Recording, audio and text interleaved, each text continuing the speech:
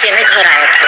वो घर आके पार्किंग भी ठीक से नहीं करता है। गाड़ी को दीवार से चिपकाकर लगा के वो उतने ही गुस्से में वहाँ मौजूद एक बेड पे बैठता है। वही दरवाजे के पास उसके लिए इंतजार कर रही उसकी पत्नी रमा देवी ये सब देख, अरे क्या हुआ जी, क्यों इतना गुस्सा?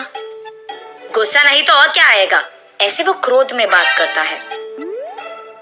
हाय भगवान, पहले ये तो बताओ कि हुआ क्या, इस गुस्से का कारण क्या है?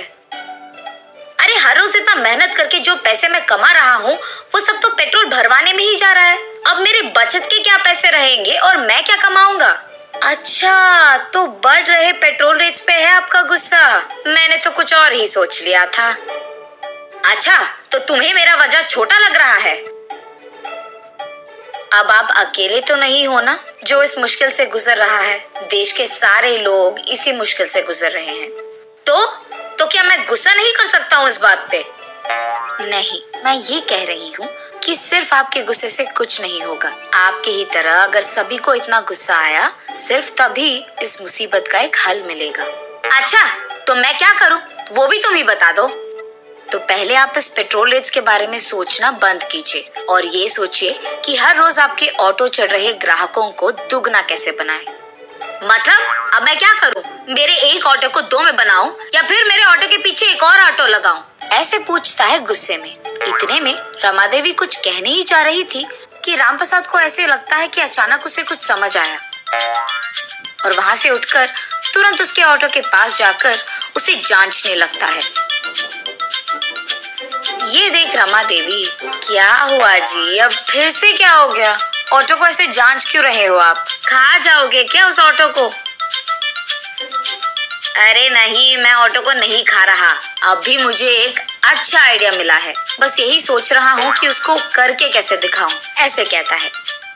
फिर रमा देवी कुछ कहने ही जा रही थी कि रामप्रसाद उसको सुने बिना ऑटो में बैठकर वहां से चले जाता है।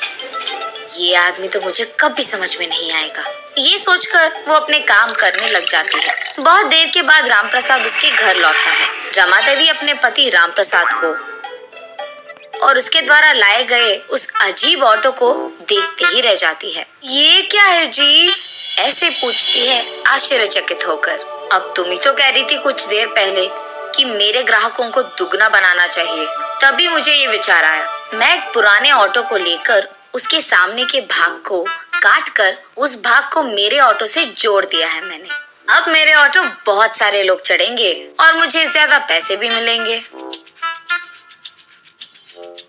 मेरा पति तो बहुत चालाक है, ऐसे कहकर खुश हो जाती है रमा देवी। अगले दिन से रामप्रसाद के सोच के अनुसार ही बिना कोई मतलब के भी बहुत सारे लोग रामप्रसाद के अनोखे ऑटो में सैर करने चढ़ जाते थे और इसी कारण उसको बहुत सारे पैसे मिलने लगे। उसका तो लाभ चल रहा था। ऐसे ही कुछ दिनों में रामप्रसाद का ऑटो सुबह से शाम तक बहुत भीड़ था और पैसे भी उसे ऐसे ही मिलते थे, इतना कि रामप्रसाद को आराम करने का भी समय नहीं था। ऐसे कुछ दिन चल रहा था। उसके बाद उसके भीड़ित ऑटो को देख पुलिस उसके पास आते हैं। ऑटो को रोककर ये कहते हैं कि परमिशन के बिना ऐसे अनोखे ऑटो को चलाना कानून के खिलाफ है। इसीलिए वो लोग रामप्रसाद को गिरफ्तार करके उसके ऑटो को भी स्टेशन ले आते हैं। पुलिस स्टेशन पहुंचने पर रामप्रसाद देखता है कि उसके ही ऑटो के जैसे वहां एक और ऑटो मौजूद है। वो देख उसे लगता है कि उसी की तरह किसी और को वही विचार आया होगा। ये सोचते हुए वो पुलिस स्टेशन के अंदर जाता है। वहाँ मौजूद पुलिस इंस्पेक्टर, क्या सोच रहे हो तुम अपने आप को? तुम्हारे इस अनोखे ऑटो में लोगों को बिठाकर ग्राहकों को डराना चाहते हो तुम? और इतना ही नहीं, तुम अपने ही जैसे ऑटो बनाकर बेच भी रहे हो। चल क्या रहा है हाँ? ऐसे पूछता है वो police officer. Sir, petrol rate बढ़ जा रहे हैं और पैसे कम पड़ गए, इसीलिए पैसे कमाने के लिए मैंने अपना दिमाग का इस्तेमाल करके इस ऑटो को ऐसे बनाया, लेकिन मैंने कभी भी ऐसे वाले ऑटो बनाकर किसी को बेचा नहीं साहब। तब वो पुलिस ऑफिसर वहां मौजूद एक आदमी को देख, ये देखो, ये आदमी भी तुम्हारे जैसे एक ऑटो चला रहा है। जब मैंने पूछा उसने कहा कि तुमने ये ऑटो उसको बेची है, ऐसे कहता है। रामप्रसाद उस आदमी को देख ऑफिसर से ऐसे कहता है, साहब मैंने तो इस आदमी को कभी नहीं देखा है, ये तो पहली बार है इसको देखना। ये सुनकर वो पुलिस ऑफिसर उस आदमी की ओर गुस्से में देखता है और ऐसे कहता है, क्यों मुझसे ही खेल खेल रहे हो तुम? सच बताओ, ये ऑटो तुम्हें कैसे मिला? ऐसे उसे जोर से धमका कर पूछता है। डर के मारे वो आदमी, साहब साहब साहब मुझे माफ कर दो साहब, उसका अनोखा ऑटो देख सारे ग्राहक सिर्फ उसी के ऑटो में चढ़ रहे हैं और क्योंकि वो ज्यादा पैसे कमा रहा है मैंने भी अपने ऑटो को ऐसे बदल दिया साहब। सुनो, इस आदमी को जेल में डाल दो और इसका ऑटो कहीं पे बेच दो। आज से ऐसे ऑटो नहीं बनाएंगे, उसका ख्याल भी रखो। ऐसे कहता है वो पुलिस ऑफिसर। जी साहब। लेकिन साहब इस आदमी को और उसके ऑटो को क्या करें?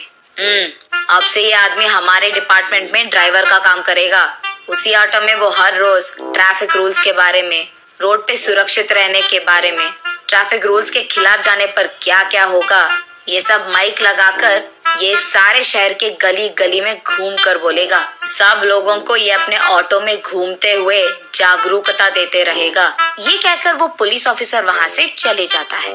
ये सुनकर रामप्रसाद, हाँ भगवान का शुक्र है मुझे कोई तो नौकरी मिला, महीने का इतना पैसा भी मिल रहा है मुझे, अब जो है उसमें खुश रहूंगा मैं। ये कहकर वो चुपचाप खुशी में अपने घर चले जाता है।